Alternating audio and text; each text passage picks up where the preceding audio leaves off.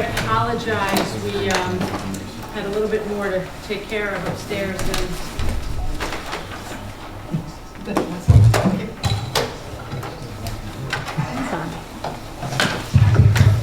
Hello. Again, sorry. We were supposed to have the budget workshop at 7 o'clock, but we took a little bit longer than we had expected, dealing with some legal issues upstairs. So, but what I'm going to do is I'm going to switch it around a little bit. We're going to start the regular board meeting to a certain point, then I'm going to stop it, and then we'll do the budget workshop at that point, and then go back to the regular meeting. It'll be as smooth as anything, we'll see. Okay, so at this point, right?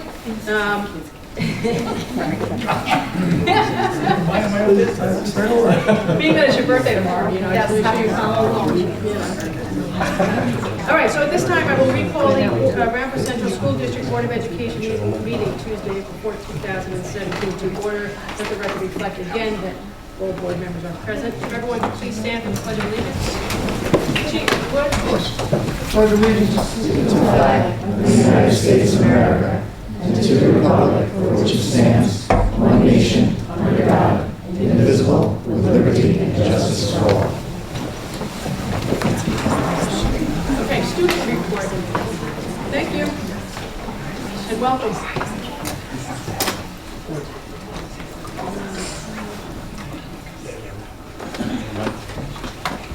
Hi everyone.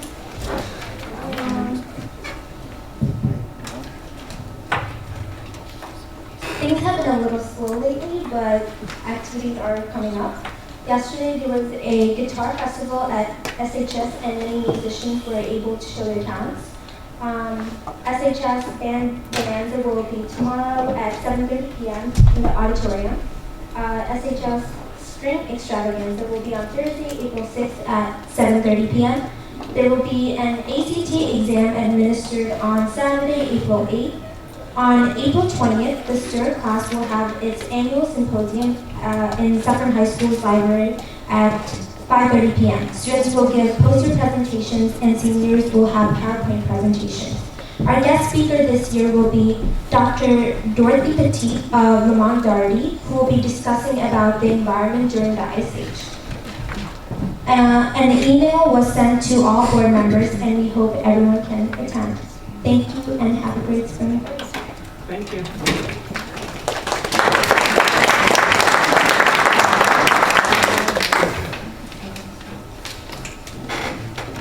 Okay, 1.08 minutes of the regular meeting of March 21st, 2017. Chair would entertain a motion to accept those minutes as so stated. So moved. Craig, second. Clark, any discussion? All those in favor signify by saying aye. Aye. Unanimous? So moved. Okay, superintendent's comments. We have some recognition tonight. The first group of students I'd like to recognize are the National Merit semifinalists and commended students. Mr. Green.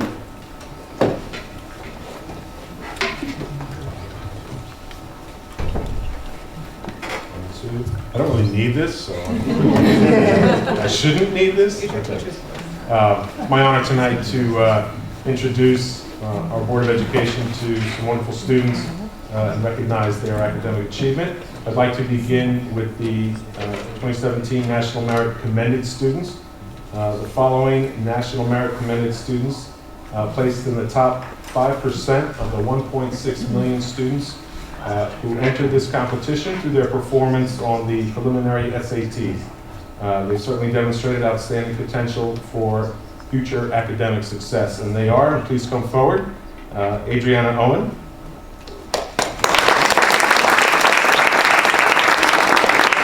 John Poulos,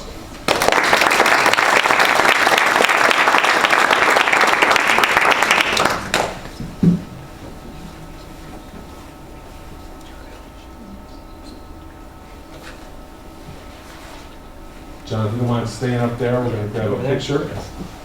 Adrian Ramon.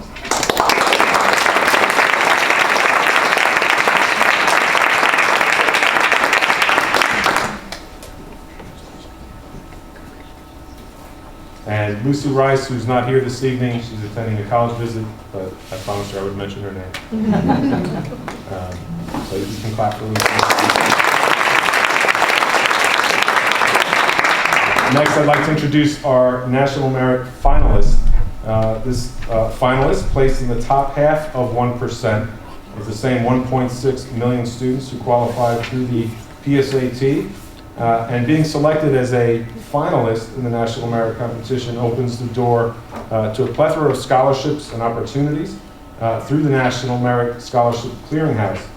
This student is to be recognized for distinguished performance and future academic accomplishment, and this is Katrina Keene.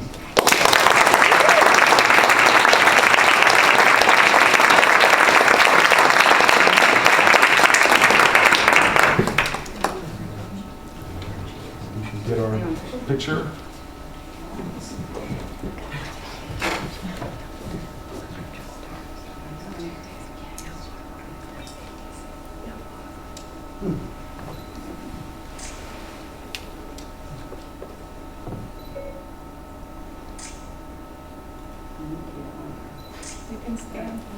Parents, if you want to take pictures. No?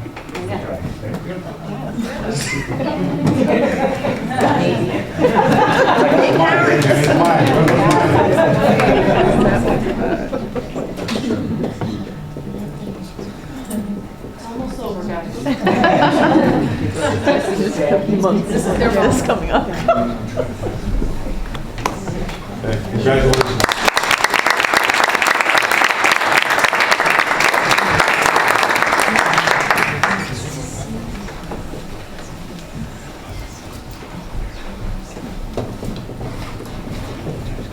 The next recognition are 2 Eagle Scouts. So John, if you'll come back up. Yeah. Sorry, Jared. And the project that these 2 did, different projects, are really amazing, and I don't think I would do justice to describing the projects that they did. They got a lot of volunteers. They raised money to do the projects, and the excess funds are going to worthy causes. And so, before you get your certificate here, John, if you would explain a little bit about your project. Okay, so my project was a Veterans Memorial at American Legion Post 859 on Pavilion Road off of Route 202. So what I did for that is over the summer, I raised money through a letter writing campaign and was able to coordinate with vendors and other workers, bringing my project together where I removed mulch and laid pavers in a Belgian block border, as well as installed a 4-foot granite memorial for the American Legion. How many volunteers did you have? And I had 55 total, and in particular, what I would like to say is I want to thank my Eagle advisor, Mrs. Martell, for help guiding me through my project. Wow.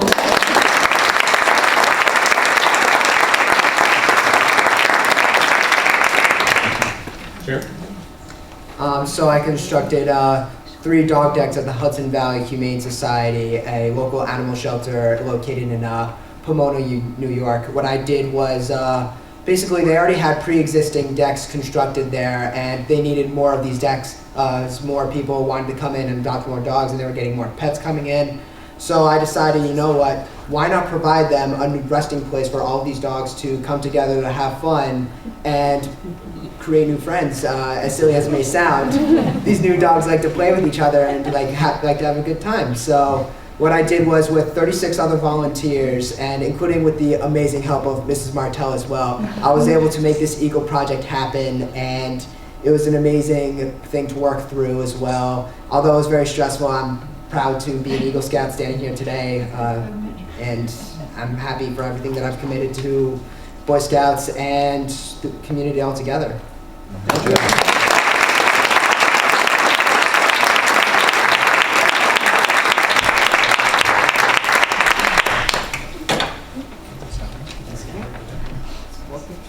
Pictures of these 2 great Eagle Scouts. And they were telling me beforehand that the 3rd Eagle Scout that we had recognized last year, they all live on the same block.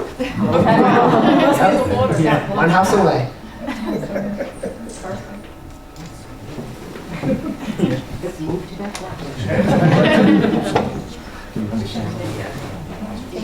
You want to come up and take a picture with them as their advisor? Yeah. Mrs. Martell. John, can I be on her left? There we go. This works. Of course.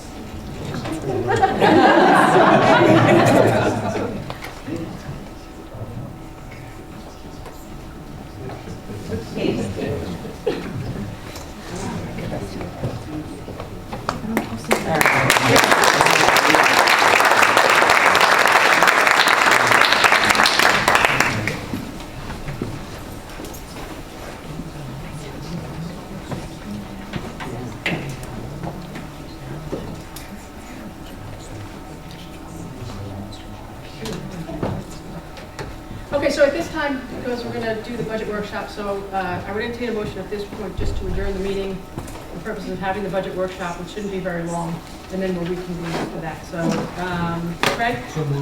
Clark? I'll second it. Any discussion? All those in favor, signify by saying aye. Aye. Aye, and that's unanimous. Thank you. Okay, so now I will turn the mic over to the budget workshop. Okay, more than welcome to stay. Clearly, we just started the meeting, but we would not be insulted if you have other things to do. Thank you, guys.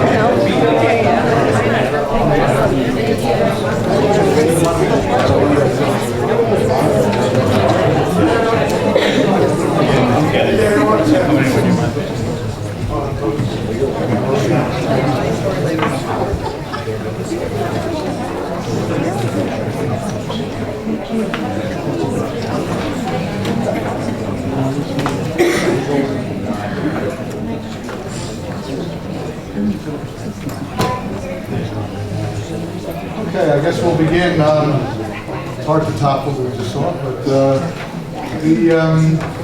our school budget is in its kind of final stages, and we hoped when we scheduled one for April 4th that we'd have one of the last pieces, which was the state aid revenue. That's our second biggest revenue in our budget after property taxes. And a little bit of good news is the on again, off again world of Albany. I guess the Senate is passing bills tonight. The Assembly is saying they're going to do it tomorrow. So at least before the budget is put to bed, we should have final state aid numbers from the legislature. As far as where they're at right now, both the Senate and Assembly passed one House bills, which increased how much the governor had in his budget for school aid by $239 million and $887 million, respectively. We're still budgeting right now what's in the governor's proposal, which under existing law must be spent on school aid. Obviously, we're not at liberty at this point to go beyond that. However, one of the other items that did change since we first put the budget together is interest rates have gone up, the Federal Reserve, and we feel we can comfortably increase that line item of revenue by another $100,000 in our budget. And if interest rates keep going up over the next few years, it will become a more substantial part of our revenues. We had a $577,000 shortfall between our revenues and our expenditures awaiting the state budget. We now brought that down by $100,000. But we're still looking at that $477,000 figure, which we are hoping comes in additional state aid from Albany, but we will react if it's not sufficient with a plan to bring everything into balance well before the 18th meeting. There was questions about the additional course offerings and staffing that are in the budget as it exists right now. So turn it over. Yeah, thanks, Anthony. So just so the board has a sense of, from an overall perspective, we project the staffing to be essentially the same in terms of overall numbers. There may be a slight increase or a slight decrease over the total of about 415 teachers that we have, but nothing substantial one way or the other as we're projecting at this point. It's not a surprise to anyone that the continuing trend of enrollment has impact on the number of elementary sections at this point that are needed to educate the students that we have. We're happy to report, though, that none of those teachers are going to lose positions as a result of a number of factors, including efforts that have been made to make sure that there are available positions for them elsewhere, and because they happen to be, in each of these cases, certified in other areas besides elementary education, it allows us to reassign them or reallocate them to business, to special education, to mathematics, and to additional electives that we will talk about shortly. So while we will be down between 3 and 4 total FTE is full-time equivalent elementary sections, none of the teachers, none of the high-quality folks that have been doing this work will be excess or lose their job as a result of that. Obviously, there's been a great deal of discussion about the pre-K program, and so we'll be allocating 1 or 2 FTE teachers to that, depending on interest and enrollment. In our part-time positions, we have about a dozen of. Those are 1-year positions, and reallocated and readjusted on an annual basis. We're going to see reductions in Mandarin, Italian, and art, and increases in French, English as a new language, and in science. So overall, that'll net out to about the same staffing that we have now. And also the board has obviously heard information about the creation of some new special education classes to serve students with different profile of needs. And so per IEP, those also require aid support. We actually go beyond that level and provide teaching assistant support with a certified teacher. And so we'll be looking to increase our teaching assistant group by 2, 1 allocated to each of those new classes. What schools are seeing the reduction in 1st and 4th grade? In 1st grade, it's Cherry Lane and Viola. Those have 2-section kindergartens now, so those 2 sections will work their way through the building. The 4th grade is at Sloatsburg. If there are no other questions, I'll transition to Lee. We'll talk about new and expanded opportunities for students in this budget. So with that roughly equivalent staffing that Steve mentioned, we are offering new courses and opportunities. We've discussed pre-K at length. I believe we've mentioned the bilingual kindergarten. That's still one that we're waiting for the enrollment numbers, but that's anticipated, and that would be at Connor. The special education classes that we discussed at the last meeting. At the middle school, we're also looking to offer electives for 8th graders to be taken as part of the Encore strand. AVID, which is similar to the AVID that is at the high school, but it's the developmentally appropriate middle school one. It previously ran at Suffolk Middle School and has been gone for a number of years, and we're looking if there's interest and enrollment to bringing it back. Excalibur is a new course, and I need to check my notes because the Excalibur stands for a whole bunch of words, which I can't remember all of them. Explore, create, analyze, learn, iterate, break, understand, and reflect. It really covers STEAM concepts through the design of video games. It will offer an understanding of new literacy skills for the digital age, such as programming and coding, through an understanding of play and investigation of game genres and styles, plus the design and creation of a new video game. Students can take both AVID and Excalibur. A letter will be going out to the incoming 8th graders. So it's only for 8th graders. It's in the Encore strand. Kids have already met, our students meet their requirements for music by the end of 7th grade, and so that they can take this instead of media arts or digital music, something like that. So it's a choice. They'll run if we have sufficient enrollment. They won't run if we don't have sufficient enrollment. That leads to my question, because I think it's been out for 6 or 7 years out of the middle school, if I'm correct. But when it first started the middle school, they kind of had to choose to give something up, whether it was an art or a music, and it ran in 6th, 7th, and 8th, or 7th. I believe it was 6th, 7th, and 8th. It's only for 8th. So it's only for 8th grade. So that question of those new kids coming in don't have to give up. No. Okay. So, but in 8th grade they will. In 8th grade, they have a choice too. To take it, they will. They opt to take it instead of media arts or digital music or their music. Okay. At the high school, we have a number of electives being offered this coming year. cinematography, a number of the business classes, college English, which is it's really a course we already offer, but it's being now offered at the dual enrollment level. So it's taking one of our courses and maybe in a dual enrollment agreement. I think that one's with Seton Hall. I have to double check that. Interior design, music in our lives, living by chemistry is a non-Regents chemistry alternative, and honors anatomy and physiology. Again, all of the electives are pending sufficient enrollment. The ones listed here at the high school, we believe we do have sufficient enrollment for. Is there a target number you're looking for? It's usually in that like 22 range or so. Just because it needs to be enough that it's a class. And most of these don't have prereqs. Some of the business ones may, and the honors anatomy and physiology may, but for the most part, they don't have prereqs. What preparation do our teachers experience in order to teach? I know we have AVID, but is Excalibur new and what? So Excalibur is new. If it runs, it'll be taught by Peggy Sheehy, who is a world leader in the area of education through gaming. So she's actually often the one who helps other teachers to do it. AVID, we have 2 teachers who are trained from the previous iteration of AVID in the building, so it would be one or both of those 2 teachers who would teach. And you would have to take both? No. No. No, you would take one or the other. In fact, you can't take both. Oh. Yeah. And there will be many kids who take neither. Hey. This isn't similar to, because Peggy used to do something prior to this. Is that similar? No. This is a unique standalone class.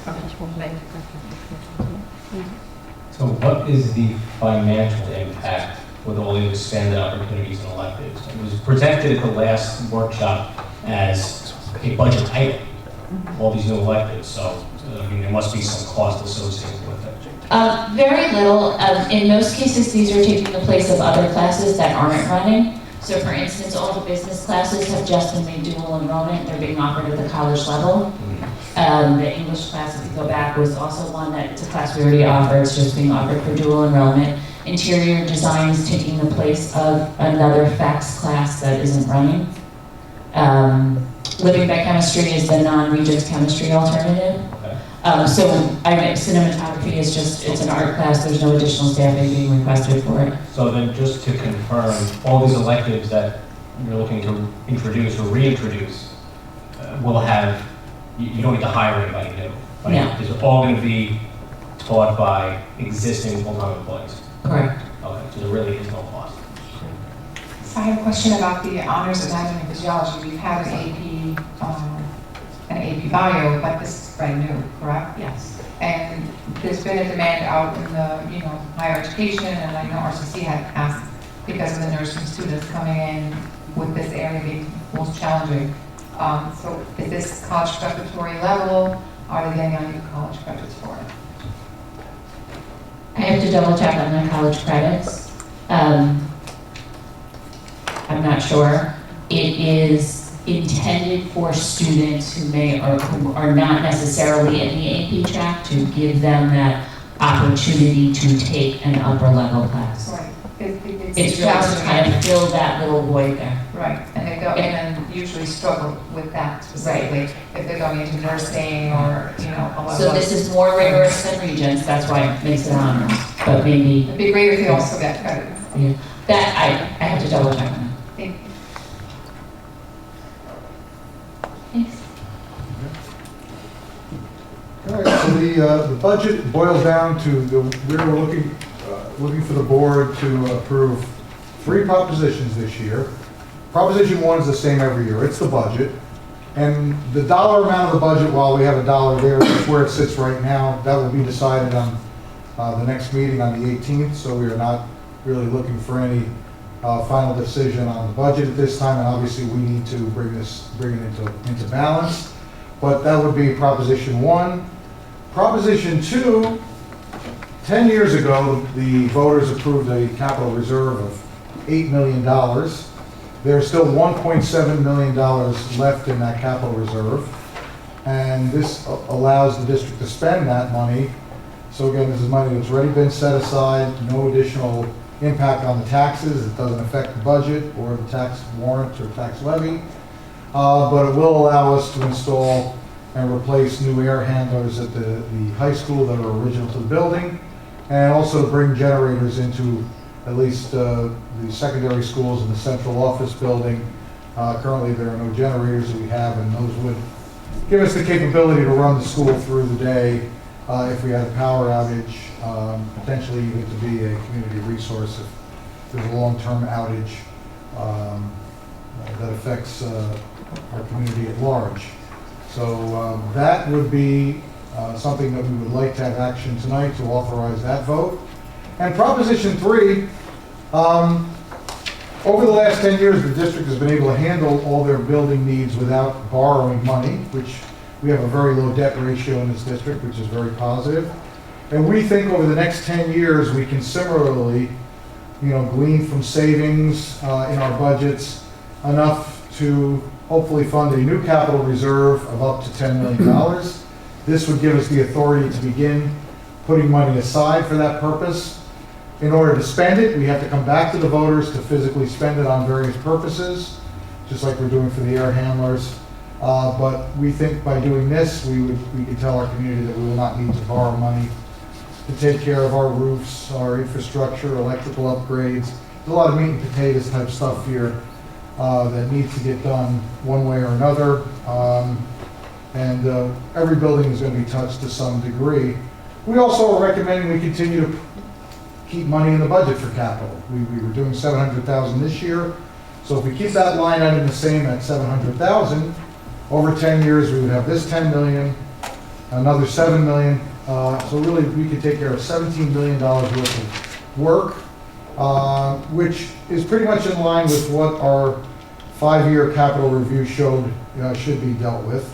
And again, the majority, large percentage is roofs. Our high school, middle school roofs are over $5.5 million, or about $5.5 million of that total.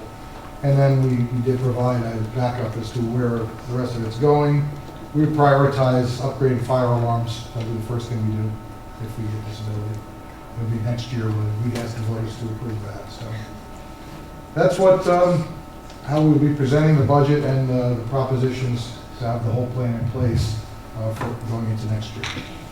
Any questions? So, go ahead. Just to clarify, in case people don't understand the capital reserve fund, it's, the proposition is not to actually to put $10 million in there today or whatever. No. It's just to open up this account, so to speak. Right. And then slowly but surely we can put money in. We can put money in without voter approval, but we can't take that money out without voter approval. Exactly. So it's just really to set up this fund, but obviously this is the anticipated purpose of it. Yep. And the fund from the last time, the one from 2007, they expired, correct? Yeah, there was $8 million that was approved then, and those funds are now, after this 1.7 will be done.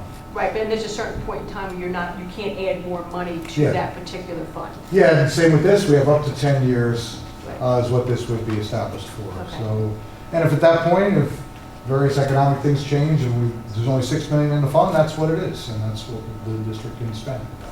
So that, I just want to confirm the discussion we've had where I questioned what if there are other budgetary priorities, we don't have to put money that year into that fund. So that would be flexible depending on financial status. Yeah, we're not committing future boards or future voters to really. So it's on a year-by-year basis that we evaluate. Yep, it just gives us if this there's a flexibility. surplus or no surplus.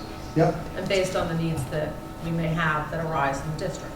Yeah, I mean, we're, in the last 7 years, we've been dealing with, slowly increasing state aid, retirement system rates that have been flat or going down.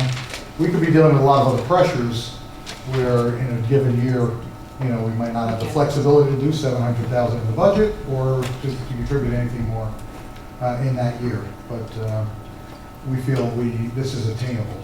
But ultimately, your goal is to put aside, in a perfect world, roughly $1.7 million per year.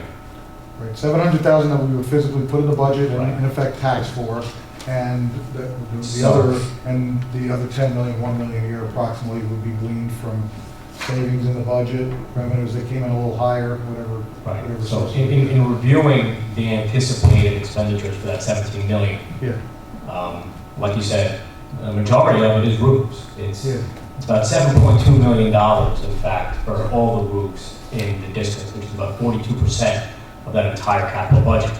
So do you have a priority list already established for all these repairs, just to make sure that, you know, the big ticket ones, for example, if it costs $3 million to do Suffolk High School, right, it takes X amount of time to accumulate that money. Right. So can the big ticket items wait 6 years, 7 years? That's a good question, and we do have a roof warranty at the high school and the middle school, which should take us out 3 to 5 years, and that shouldn't be the end of the life. Right now, we do have priorities, actually the architects themselves prioritized based on the needs. We're saying the first swath would be the fire alarms. Not a huge dollar amount per se across the whole district, but we would expect those roofs to be more year 5 or 6, that we would have enough money put aside for those. So yeah, that's, fortunately, once we deal with the immediate issues we have with roof at the high school, we don't feel there's anything that's, really requiring us to act on that in the next 2 or 3 years. So that would be more priority 3 or 4. And plus we need to raise the money. We need to get the money up, so that's kind of works out okay. So we think we can do it in bite-sized pieces and still deal with those larger issues later. With regards to some of these projects, there's quite a few here.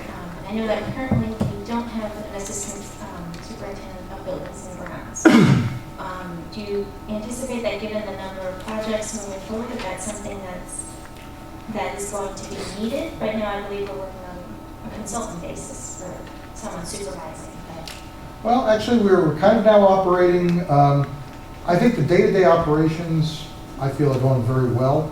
Something like this, though, the district would have some options. Oftentimes, the district may hire a clerk of the works for a large job, so it's specific to the capital project. We don't feel we necessarily need somebody on the day-to-day to worry about the cleaning and the upkeep and the, ombudsmanship and working with the principals, but clearly, we may want to have somebody on board who's looking, especially when we're doing roof projects. But the first year or two where it's, fire alarms, we feel that we probably have the staffing right now to be able to oversee that kind of work. And the architects are also going to be helping with some. But part of the 10 million can be used for what's known as soft costs.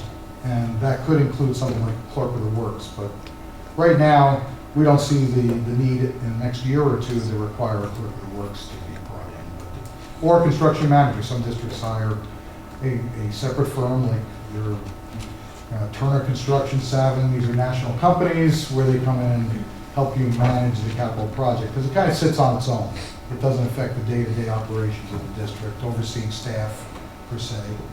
But it's a good point. I mean, when we get to these bigger jobs, we may be coming back to the board for those positions, which are temporary. They only last as long as the capital project lasts. And then there would be an analysis done. Is it better to go with consultants now? Is it better to actually hire somebody to be responsible for the planning of the whole capital fund? Yeah, I think that's a reasonable thing, and yes, we should be able to do positives and negatives. But right now, we are operating without that position being filled on a day-to-day basis, and even looking at some of the capital projects in the next summer. And we feel we have the staff that can handle it internally right now without bringing in consultants or additional staff. If possible, Dr. Adams and we, if we can, at that point where you feel we're at the turning point where the magnitude of the projects is possibly going to require consulting hires or part-time hires or full-time hires, maybe we can financially compare, the pros and cons to one or the other. Because as you know, it's been a concern, if we can have that much of a list of projects, at what point does it become more cost effective, or at least, the loyalty and the presence in the district, as opposed to, coming in and out. Yeah. Most definitely. I have more questions, but do we want to finish up anything on the capital reserve? Or No. Okay. Good? Okay. So, I've got a few questions, but we'll start with tax certs. Yeah. So, we had a brief discussion earlier,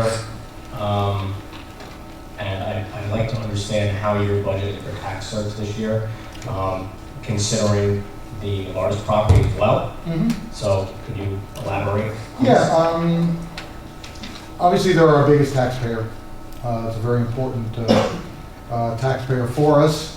If the sale price that's been mentioned ends up being the true sale price, that's about 60% less than what their current assessment would yield as a market value. So that taxpayer is paying $1.3 million a year. That comes out to something like $780,000 if that's how much that assessment dropped. Now, we're not sure right now. May 1st is the taxable status date. Actually, it's March 1st, but then it gets finalized May 1st. We're not sure what assessment the assessor's putting on Novartis for next year anyway. Is it going to be less? I mean, everyone knows this is what's being talked about, so if it's brought down, an assessment brought down a little bit, then that $780,000 would be affected. But basically, it's another, right now, my thought is that we would have to reserve money for a potential settlement with Novartis if there's a tax cert issue for a second year. We fortunately settled recently a litigation that might give us some money to help towards that, some revenue that we hadn't planned on. But it could be as much as $780,000 of just that property's tax cert alone. So for the 17-18 budget, what do you anticipate budgeting for tax certs overall? We have very little that's budgeted for tax certs. We've set up a reserve just kind of like we did for capital projects. And how much is in that reserve? 16, but we'll get you the exact number. But it's in the teens of million. And let's just say again, hypothetically, let's say it's 16. Yep. Do you have potential payouts tied to those costs? Oh, we have to. Yeah, it has to be a specific list. $16 million worth of potential. Yeah, we can actually, that's a list we have to give to the auditors, we provide to the board, that this is what they are. They're all, there have to be actual claims that are out there, with court docket numbers and so forth. Okay, but that can all be made available? Oh, yeah, most definitely. And that you look at every 3 years, right? Is that the Well, every year we have to roll off the ones that have passed or settled. And then obviously we bring new ones on. Unfortunately, there's usually a box of them every summer that come in. Now we budget for small claims. We can budget for small claims in the budget. And, The old ones come back that weren't resolved. yeah, I think there's a 3-year hiatus after a settlement where they can't come back. But if you're not settled, I But think the the ones biggest that aren't settled concern. come back on too. Right. Yes. So that's they true. keep rolling over. Yes, they could. Our biggest concern, we've talked internally, is if Novartis drags on for years and years, without either a sale or a settlement, that's when, like our neighbors in North Rock, that's when you tend to get bigger problems because it's multiple years. So right now we feel it's manageable in the bigger picture because of the reserve that has been set up. But we're gonna look to add to that reserve for this upcoming year. So that's definitely another weight. Even before we get to the capital reserve, we're gonna have to fund that. That's 2018, 2019. Am I understanding correctly? When we would up the reserve? 2018, 2019, we would look at upping the reserve? Not now. Well, actually, when we close out this fiscal year, this summer we may bring by then we'll have the new claims too. We'll know exactly what Novartis' claim is for 17, 18 taxes. So better estimates. Yeah, we'll have that by August, so it'll be part of that, our summer planning. Okay, thank you. The actual number that we get every year, if you remember that in July and August, in July and August, we usually get the actual tax certs. And if you remember, we brought down these books, and that's what we still have. Because many of them are still outstanding. They're years sometimes to clear. So we have all of that. But they're all actual certs, like you said, some roll over. We look at them every year. It's not the plan. They say to look at them every 3 years. We don't do that. Every year, when those are settled, we take them out. We put the new ones in every year. So we have books and books of this. Yeah. But you'll see the backup Thank you. to our reserve. Those provisions provide that too. I have another question regarding food service. Okay. Completely changed direction. Yeah, that is it. When you provided at the last workshop the expenditures and you have, your, wherever you have 9 or 10 categories, where does food service fall? What category is that under? The good thing is that's a self-supporting operation. It's off budget. So it's not. It's a revenues, it's self-supporting. It is part of, when we do the audit this summer, we'll highlight it. It's been financially successful. It actually has I think we have 600,000 fund balance, something like that. So they have a fund balance, and they're using some of that to help us do the high school cafeteria. They help contribute to that. But they sit off budget. So all those costs, while they go through our accounts, there's no taxpayer contribution to that, and it's not part of the general fund budget. It's like federal funds are the same thing. We have some things off budget. Is it accounted for in the same way though? I mean, does it have its own, Yes. ledger? Does it? It does, yeah. And it's primarily we're contracted. Yeah, we have very few employees. It's another fund. Yeah. So it's like the A fund, general fund is the A fund, right? General fund is the A fund, the school lunch is the C fund, it's a total separate cost. We cannot lose money in it, that's the law, and we're taking that money and putting it back into the food service. Okay. And our primary expense is contractual with the contracted firm. Right. With their employees are actually providing, so we don't have. Which is currently Aramark. Yes, currently Aramark, every few years it has to be reevaluated, rebid, Just tag on it. and, yeah, How often do you bid out that contract? every 3 years or I think it's 5. 5. And they just, what was it, 2 years ago, I think they redid it? Okay, so that'll be up for bid again for, I guess, for 18-19. Maybe 1920. And again, at any time the district can decide to bid it out, but as long as you stay within CPI, the district is allowed to just roll that existing agreement over. And we expect it to continue to be profitable, so there's no drain on the district. There are some districts that have to contribute to the school lunch fund, but we aren't allowed that. I have a question about the cafeteria, since that's Yeah. that's okay. So we had talked before at a board meeting about the high school and middle school cafeterias, upgrades or updates. And so there's that surplus that we're going to use to remodel and renovate the high school cafeteria, if I'm not mistaken. And then is there other state funding, or how is it funded overall? Yeah, we're going to do the high school cafeteria in probably 2 phases. Right now, it's going to be I think they call it the snack area, is going to be redone. But then the larger area is actually part of the 17, potential list of capital projects we will look to undertake over the next 10 years. That will, let me get the list of what that's going to entail. So our hope is we can actually we can do phase 1 this summer. We're waiting for a building permit from the state on that.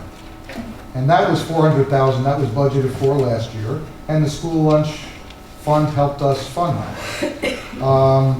But I know the 2 other areas. That was going to be our question, because I thought we would have started that already, the way it sounded we were ready to It's back to go. these building permits are taking So it's a a long permit, time okay. to get from SED. So you almost have to plan a year before but we're being told we should expect to do that work this summer.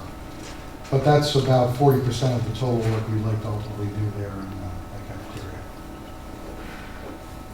And so we need to use a budgeted part of the capital fund for the rest of the cafeteria. Yeah, and we may get some help from the cafeteria fund for that. We may put that, like we did last year, in the budget, but bring in revenue from the cafeteria fund to help offset it. Do we have an overall expectation of what the whole project would cost? It's $1 million total, so it's 400,000 is what was set aside now, and we're setting aside 600,000 for phase 2. So as part of this project, maybe someone else can answer, I don't know, but I'm asking you all those questions. As part of it is to encourage our students to actually use the space because it's not well used, or adequately or sufficiently used, or what is the goal? Or is it just beautification, making it more pleasant? Is it outdated? Is it falling apart? What are we hoping to? We had a list of all the positives. Definitely more options for kids, definitely healthier foods for kids. But I think we can put that together. It's also not ADA, I believe. Exactly. Yeah. It's also not ADA. Right. Yeah. So we can do it. Okay. Thank you for that information. Thank you. Neither's the other one, but that's for a later date.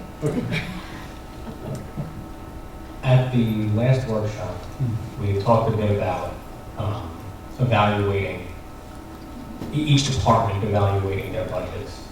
And I know Princess Dolly was out. So we did talk briefly about principals being responsible for their own buildings. But I had inquired about a little more detail about within the departments, who's reviewing specific line items, just to make sure, and again, and I'm not looking to micromanage, it's not the purpose. My goal is just to make sure that if money is being allocated in a certain area historically that's not being used, who's reviewing it to make sure that, to say that, there's money sitting here that could be put somewhere else to better use. So, has any of that information been made available? Yeah, I mean, it is a decentralized process at the building levels. Obviously, elementary schools are grade levels, but secondary, middle school, they have coordinators, by ELA, math, science, that they get input from. As far as what they need, they look at multi-years. And what I heard at the high school is it's the same, but on a departmental level. So, as part of their regular departmental meetings, budget is one of the areas that's discussed, especially when it gets into the spring. Again, I believe certain APs work with different departments, is how they split that responsibility up, and then everything funnels back up. Also, when we're sitting with the principal, if we see lines that don't have much activity or have been underspent, we either kind of question, can we reduce this? Is there a reason? Yeah.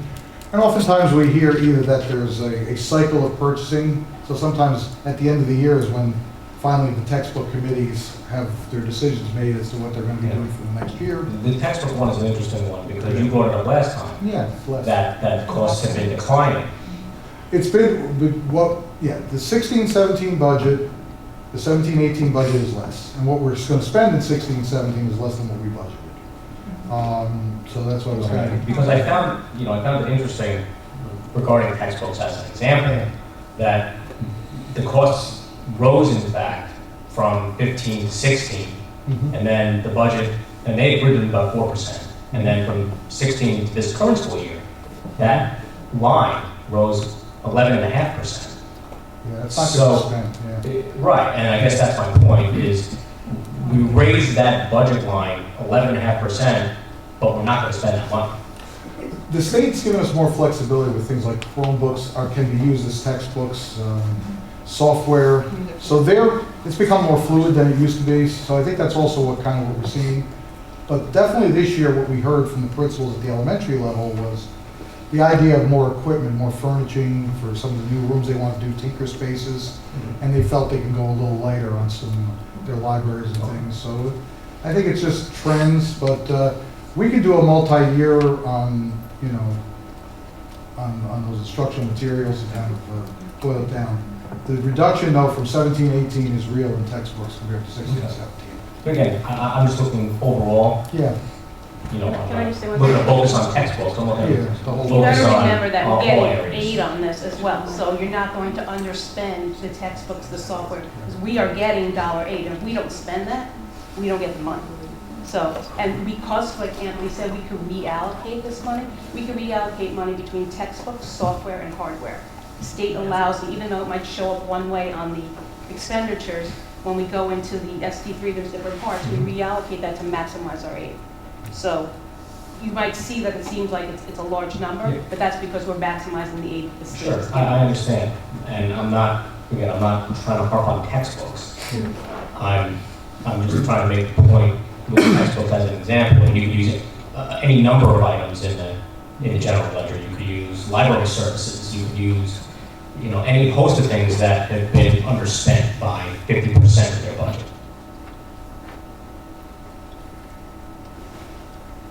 Part of, I mean, part of our budgeting is we do want to spend less than what we budget, so that we have the ability, flexibility to deal with things at the end of the year also. So, I mean, that is part of what we are. We don't want to be surprised on the other side. You know, utility costs. You know, they've come in considerably less the last few years. We've been lucky in some winters and stuff, but we still are budgeting a worst case winter coming up, and I don't expect. We expect to maybe get 50 to 100,000 out of that line if it's like the kind of winter we just did. So as long as all the things don't break against you, you know, there's going to be these plays where some things are coming in over, some things are coming in under. But we can give a breakdown of the analysis of any, you know, in more detail than what you see here if you want to get to that level, the board. I just want to know that they're being looked at and evaluated. Yeah, they are.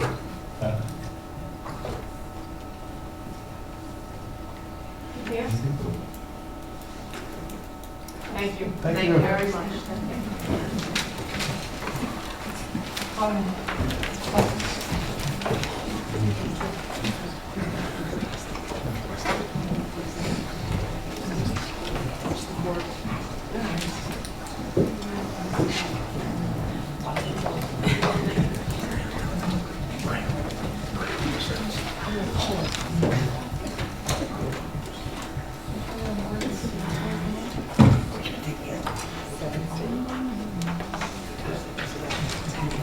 Okay, so at this point, I will recall the Ramapo Center School District Board of Education meeting Tuesday, April 4th, 2017 to order. Let the record reflect for the third time, and all board members are present. We are currently at 1.10. 1.10 is public participation. This is public participation as to action items only. Those are the items behind me, which is 2.01 through 2.15, 2.01 through 2.15. If you would like to speak on any of those items, please step up to the podium, state your name, school affiliation. Sorry, I'm trying to remember. School affiliation. This session will last no longer than 30 minutes. I just remind you that pursuant to our policy 1230, 1400, 3240, do not address your comments or specific comments regarding any employee or student of the district. That being said. Okay, seeing none? Okay, thank you. Seeing none, I will close that portion of the meeting. Okay, so we are at action items 2.01 through 2.09. I haven't had requests to pull any items. What's that? Yeah. 2.15? Okay. Very good. Anything else? Okay, so with respect to 2.01 through 2.14, I'd like to use the consent agenda for those items. So moved. Chair would entertain a motion to accept 2.01 through 2.14 as so stated. Second. Craig? Craig? Amani? Any discussion? All those in favor signify by saying aye. Aye. Aye. Opposed? Abstentions? Unanimous. Okay, 2.15. Chair would entertain a motion to accept 2.15 as so stated. Craig? Yeah. Clark? Discussion. Okay. Money? Somebody else asked for it, but I'll start. So I just want to be clear when we're voting on this item, because we had brought up a discussion among us whether the committee would be of the whole or would be a 3-member committee as other committees. So I understand that the board president polled what board members feel would be more adequate than the other, and that was the finding, because we're only voting on one option. So can you please clarify? The vote is the Board of Education Act as a committee of the whole is appointed to the Superintendent Evaluation Tool Selection Committee for the 2017-18 school year and will dissolve on September 10, 2017. So that's the vote. You can, right. If it passes, then it stays as that. If it right. doesn't, then we reevaluate. So we selected to vote on the committee of the whole because when you polled it, most people chose this over the other option. I just want to be clear. We'll see in a final vote, but based upon prior conversations, yes. So that was, the indicator was that most people prefer this option over the 3.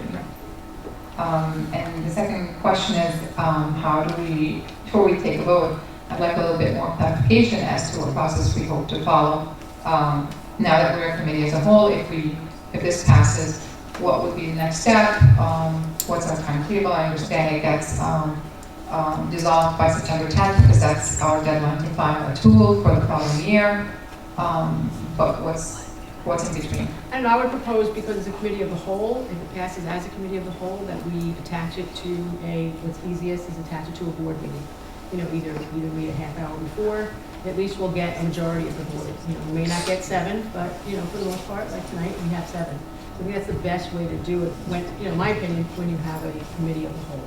So, Would each but, you one know, of us- anybody, you know, people. Would each one of us be assigned possibly a tool to look at and bring back an evaluation?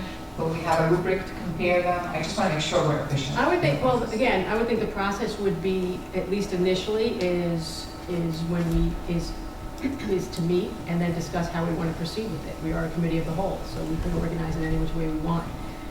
However you guys want to do it, anybody can bring, I presume anybody should be able to bring any instrument they want, and then we have a discussion about it. We go over them, and we develop a rubric, whatever the committee wants to do. Okay, so I would recommend, just judging by, we want to be effective, efficient, on time, and, you know, filing on time and be in agreement, hopefully, that we, you know, format some sort of a rubric for this evaluation, so it's not just, I like this one, I like that one, then we're never done.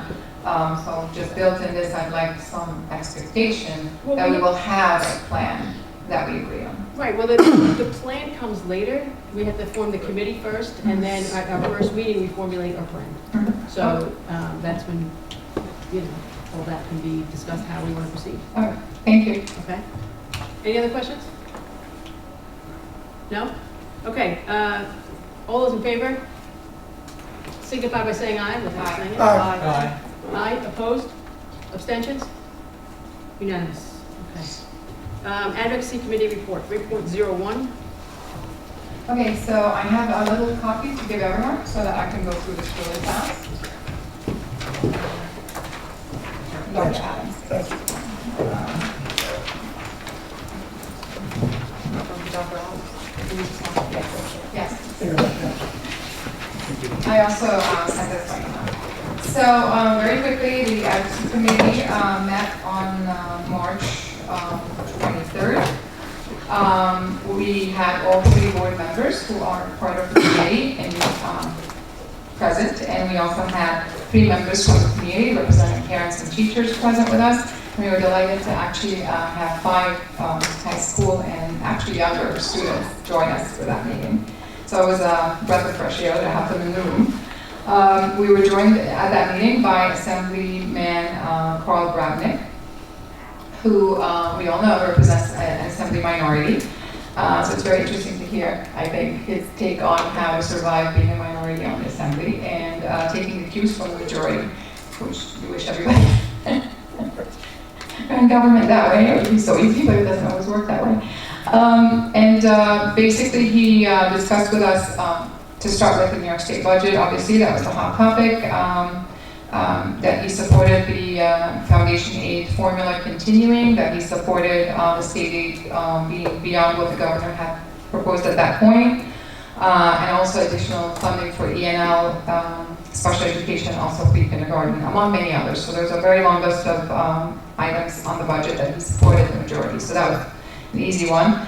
And then he discussed all the bills that he had either proposed or in support of. And one of them was very interesting, I think is worth looking at. It sounded like we weren't so sure that we would agree with every part of it, but I think it's worth paying it another visit, is the NYSTOP, is the abbreviation, 6436, because some of it was concerning, and I think we should look at it and maybe give him a little bit of our feedback on that one. Just putting it out there. It would require the state to pay for all mandates, so that part obviously we all like, and like the state to pay for all mandates, but then it presents some tax levy caps to certain groups over others. So that's the part that we don't know how that would be funded. So let's study that one a little further. He learned from us, which was great to have him in the room, that Assemblywoman Ellen Jaffe has re-proposed her bill for the tax collection to be in the hands of the decision of the school districts. The new number A04587, so he right away and his staffer volunteered to write a letter in support and to also support the bill. So that's already in action. He's supporting that bill for the second time. He supported the initial one as well that was vetoed by the governor. And he also learned from us about the application for the name change for the district and our principle behind it and the branding of the district. And what's the point besides what was in the media? And so he also offered writing a letter to support that and sending it to the state education department. We're in the process of getting a copy of his letter. He was not aware of the Federal Choices in Education Act, HR 610, which we have presented before. It was an eye-opener. He was a little shocked about it, so that was a little education. And finally, we just, after discussions with him, he's excused, and then we have our little group meeting, and we focused on, it was the last week before the presumed budget deadline, which was supposed to be April 1st, and how to advocate in the district. So the district has thankfully posted an advocacy alert that was put on the district website, spelling out what the most important pertinent issues with the proposed budget were that affect school districts and public education, and we urge the community members to actually reach out to legislators. So thanks for doing that very quickly. Now, April 1st came and left, and there was no state budget, as we know. And now it's a deadline that's extended to May 31st, although we are promised that it will not take another 2 months to have a final state budget. So our advocacy efforts should not stop. This is a very critical time because a lot of the proposed budget is not good for school districts or public schools. So please don't stop the advocacy piece. We have a new statement, Steve posted today, an update. And so thanks again for keeping those posts going out. And hopefully people can share on Facebook and continue to communicate. Finally, our next meeting is April 20th, and we're hoping to have another legislator semi-confirmed. Thank you. Thanks, buddy. Okay, thank you. That's my agenda. Next motion. I lost my agenda. That's about the last. Okay. We're sorry, I lost it. 3.02. Sorry, papers here. The NSBA convention report. I know Amani and Matthew had gone. Matt, sorry. So either one of you want to take part? I'll I start. sent a brief email today. Yeah. I'll be brief. Considering that I missed a full day due to illness while in Denver, I'll probably be a lot briefer than Amani will. I saw less. I think Amani and I both went and looked at. We both have different focuses, and I think that's good. That there are certain things that interest you, there are certain things that interest me.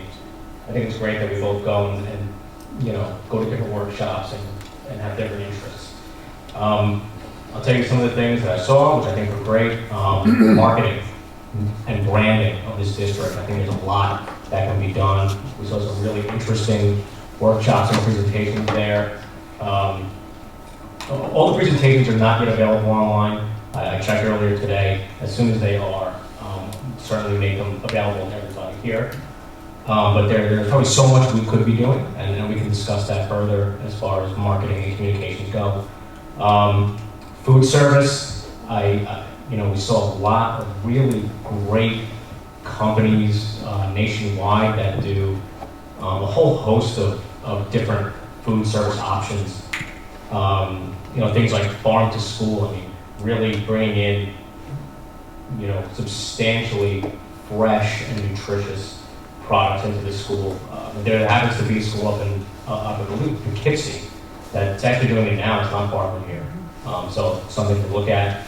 Another topic I know that was big for Romani and I is new member orientation. I think we could do a lot better as a district with orienting new board members. There's a lot of good information out there, mentoring programs and such that we could certainly look at and instituting here.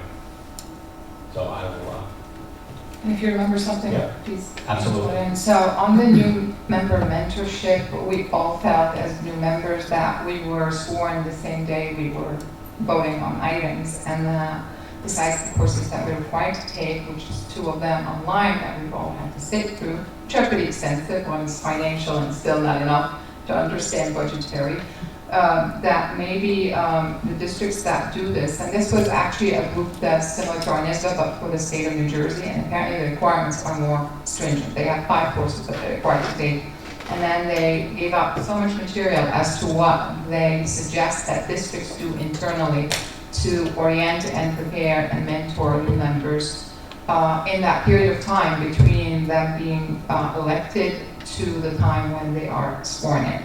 So in those couple of months, basically, where we all would be, the mentors collectively, and we would agree on some sort of a program that works for our district, for our school boards.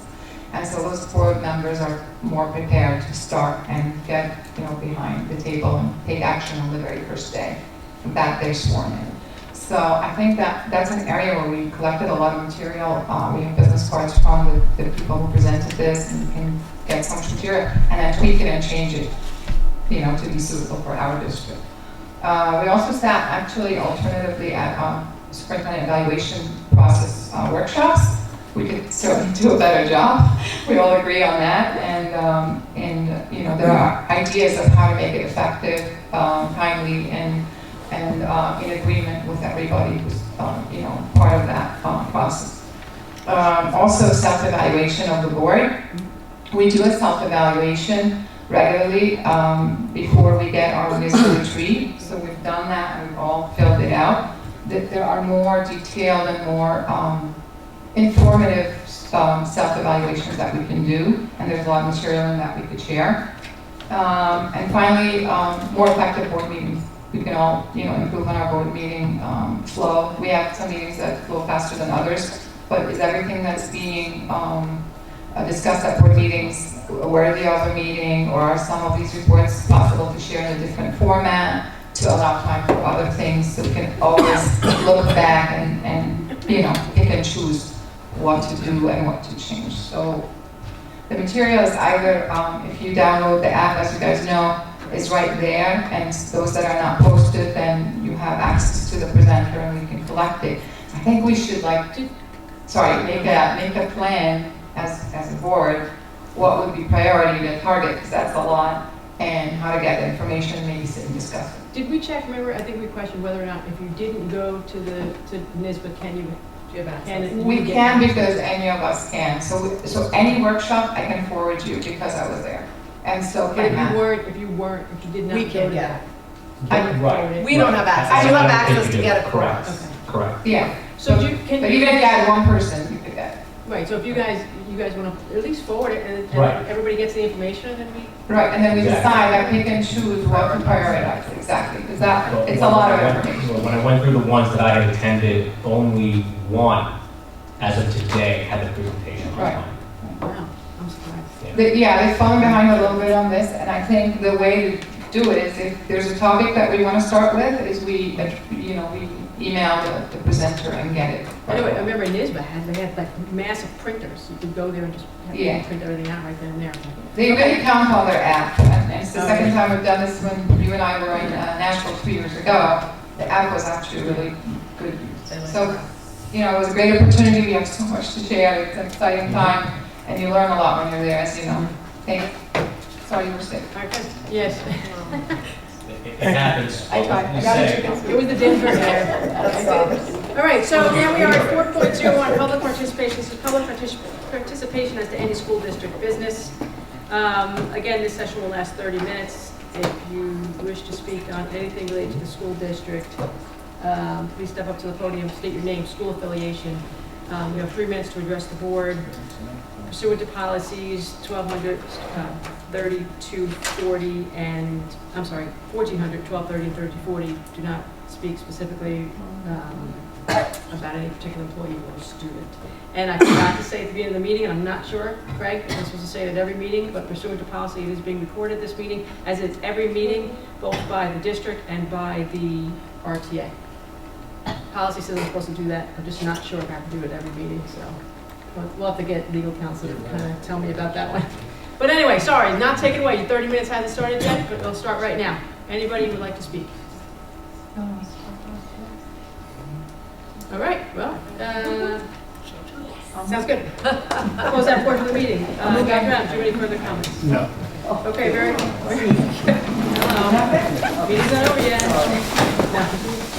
Chair will entertain motion to adjourn. Monty, second. Teresa.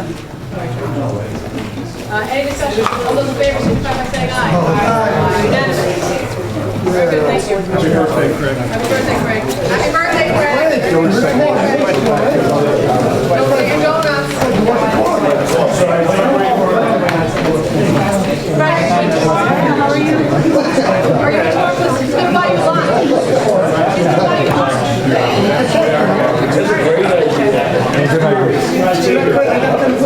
Lunch is on the floor. All right.